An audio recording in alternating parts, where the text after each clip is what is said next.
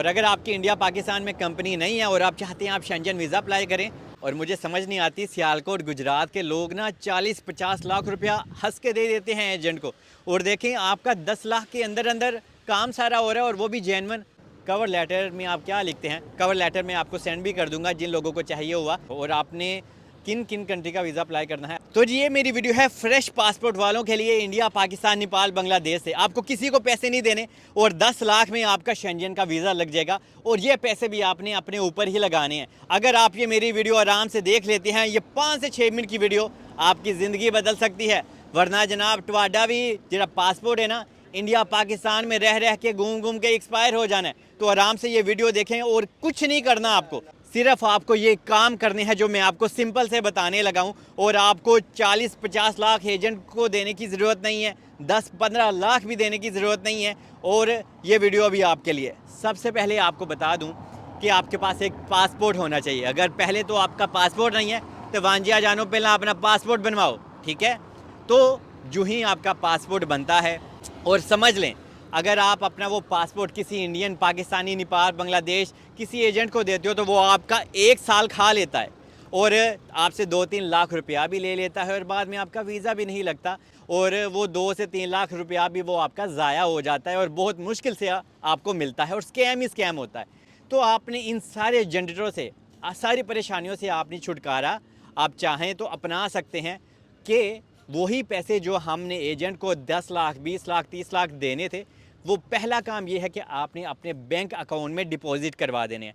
अभी आप सोच रहे होंगे हमारे पास तो यार सिर्फ और सिर्फ शेंजन वीज़ा अप्लाई करने के लिए बैंक स्टेटमेंट भी बहुत कम है, सिर्फ 6-7 लाख रुपए है। तो जितना भी है 6 लाख, 10 लाख, 15 लाख, 20 लाख, एजेंट लोगों को तो आप 25-25 लाख दे देते हो। तो एनीवे जितने भी आपके पास हैं वो आपने बैंक में डिपॉजिट करवा देने हैं। आपका पहला काम इसी दिन से स्टार्ट हो जाएगा। तो उसके बाद ये जो आपकी बैंक स्टेटमेंट है 6 से 8 महीने चलनी चाहिए। मतलब कि कभी कभी आप जब मिनी मरकादों में जाते हो या स्टोर में जाते हो तो आपने अपना बैंक कार्ड, मतलब कि एटीएम कार्ड यूज़ करना है, ठीक है।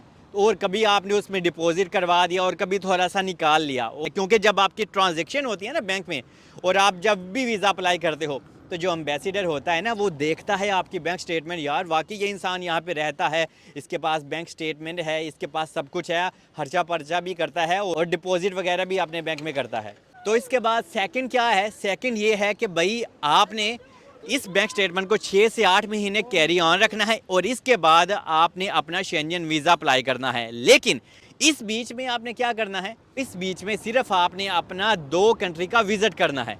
पहला विज़िट आप दुबई का कर सकते हैं और दूसरा आप थाईलैंड का कर सकते हैं।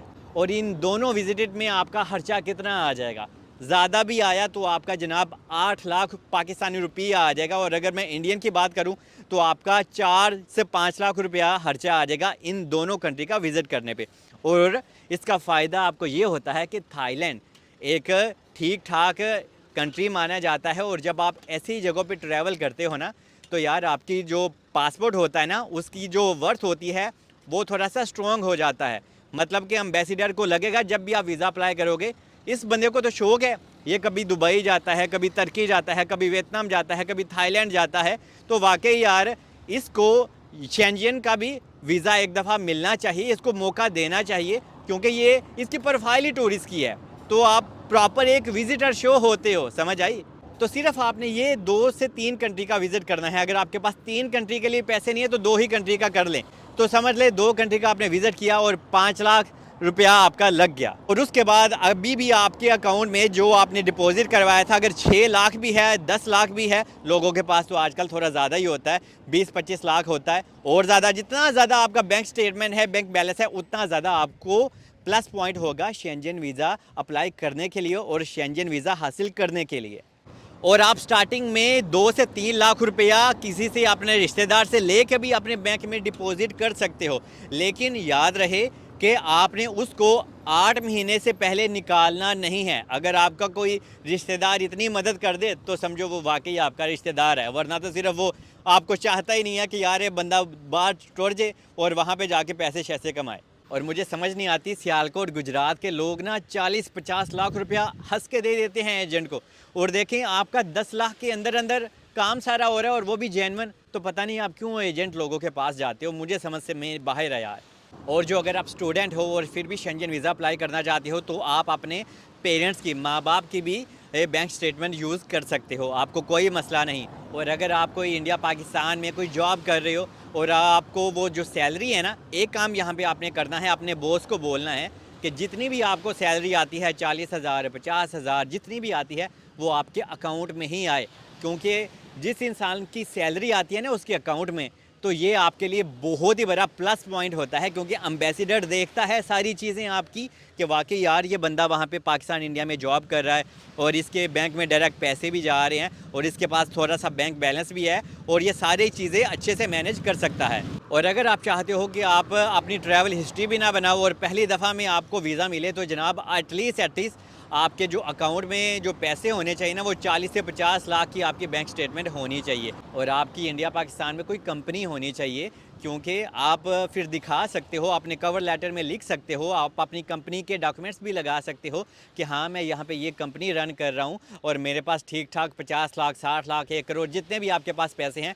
तो इस तरह से भी लोगों के वीज़े लगते हैं और उनकी ट्रैवल हिस्ट्री भी नहीं होती, लेकिन इसमें आपकी बैंक स्टेटमेंट बहुत ज़्यादा मैटर करती है। और अगर आपकी इंडिया पाकिस्तान में कंपनी नहीं है और आप चाहते हैं आप शेंजन वीज़ा अप्लाई करें, तो ये सारे काम आपने करने हैं। जब आपने ट्रैवल कर लिया, आपने बैंक स्टेटमेंट अपनी थोड़ी थोड़ी ऊपर की और इसके बाद आपने अपने शेंजन वीज़ा अप्लाई करने के लिए डॉक्यूमेंट्स रेडी करने हैं। मेन डॉक्यूमेंट्स होता है वो क्या होता है, आपका कवर लेटर।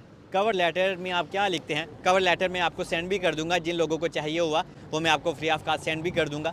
आप मुझे इंस्टाग्राम पे मैसेज कर सकते हैं। कवर लेटर पे आपने लिखना है, मिसाल के तौर पे समझ लो आप जर्मनी का वीज़ा अप्लाई कर रहे हो और आपने किन किन कंट्री का वीज़ा अप्लाई करना है। आप फ्रांस का भी कर सकते हो, आप नेदरलैंड का भी कर सकते हो, आप नॉर्वे का भी कर सकते हो। आप इन 3 से 4 कंट्री का शेंजन वीज़ा अप्लाई करें और आप क्रोएशिया का भी कर सकते हो, तो ज़्यादा चांसेस हैं। लेकिन स्पेन का आजकल ना करें और पुर्तगाल का भी शेंजन वीज़ा और ऑस्ट्रिया का भी शेंजन वीज़ा अप्लाई ना करें, क्योंकि वीज़ा रेशो बहुत ही लो है इन 3 कंट्री का। तो समझ ले आपने जर्मनी का वीज़ा अप्लाई करना है, तो आप क्या लिखेंगे कि मुझे बर्लिन में एक दिन जाना है, बर्लिन में बहुत ज़्यादा हिस्टोरिकल प्लेसेस हैं, तो यहाँ पे आपने हिस्टोरिकल प्लेसेस के नाम लिखने हैं।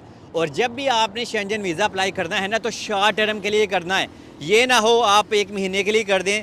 तो जब आप वीज़ा अप्लाई करेंगे और वो बंदा देखेगा ना, एम्बेसडर, आपका वीज़ा, आपकी एप्लीकेशन, ये देखेगा कि यार इस बंदे ने तो 1.5 महीने का वीज़ा अप्लाई किया है, तो इसके अकाउंट में सिर्फ 3-4 लाख रुपया हैं, तो ये समझ में नहीं आता। तो आपने क्या करना है, सिर्फ़ और सिर्फ 4 से 5 दिन का वीज़ा अप्लाई करना है और आपके अकाउंट में अगर 4 से 5 लाख रुपया भी है तो आपको अप्रूवल मिल सकती है। लेकिन आपने 1 महीने के लिए शेंजन वीज़ा अप्लाई नहीं करना, क्योंकि इसमें रिजेक्शन के चांसेस होते हैं ज़्यादा। आपने अपना आइटनरी प्लान बनाना होता है। आइटनरी प्लान भी एक हिसाब का कवर लेटर ही होता है, ठीक है। और अगर आप इंडिया पाकिस्तान में जॉब कर रहे हैं, तो जहाँ पे भी आप जॉब करते हैं ना, और आपका बॉस अगर आपको NOC लेटर दे देता है, तो ये भी आपके लिए एक प्लस पॉइंट होता है। और अगर आप जॉब कर ही नहीं रहे ना, तो फिर भी कोई परेशानी की बात नहीं है। फिर आपने सिर्फ 2 से 3 कंट्री का ट्रैवल करना है, जैसे मैं बता रहा हूँ, और आपकी बैंक स्टेटमेंट थोड़ी सी मैटर करती है। और आपने अपनी ट्रैवल टिकट करनी होती है। ट्रैवल टिकट आप डमी कर सकते हैं और जो होटल की बुकिंग होती है ना, वो भी आप डमी कर सकते हैं, कोई मसला नहीं है। लेकिन आपने इंश्योरेंस अपनी डमी नहीं करनी शेंजन वीज़ा के लिए, ये मेन पॉइंट होता है।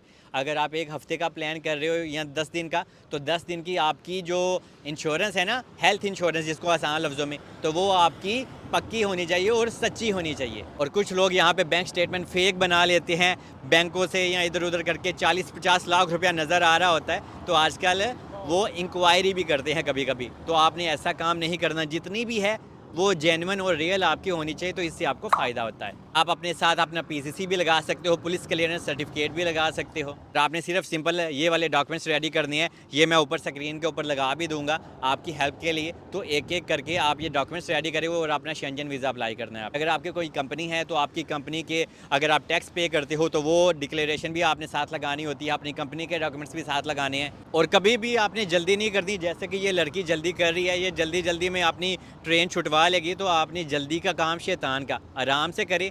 8 से 9 महीने आपके लगेंगे और बाद में आपने जब ये सारी चीज़ें आपके पास होंगी, बैंक स्टेटमेंट होगी, ट्रैवल हिस्ट्री होगी, ट्रैवल हिस्ट्री और बैंक स्टेटमेंट मेन चीज़ है।